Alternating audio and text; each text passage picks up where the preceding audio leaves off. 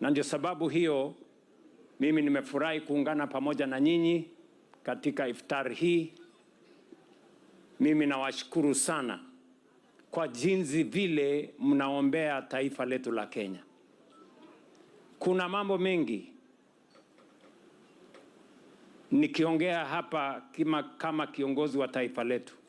Kuna mambo mengi Mungu ametujalia. Tukigawanyana tunakuwa wadhaifu, lakini tukisimama pamoja tutakuwa na nguvu na tutaendelea na tutafikisha Kenya mahali kila mmoja wetu atajivunia kwa Mkenya. Lakini leo kwa sababu tunamwamini Mungu na ndio sherehe hii ya iftar kumheshimu Mungu, Ramadhan kwa sababu ya maombi, ni maneno ya muhimu sana kwa taifa letu la Kenya. Mtoto akimijikenda akienda tafuta kitambulisho, na mtoto wa Kiislamu, mtoto akimijikenda atapata kitambulisho chake haraka kushinda mtoto wa Kiislamu. Process zao ziko tofauti na Kenya ni moja.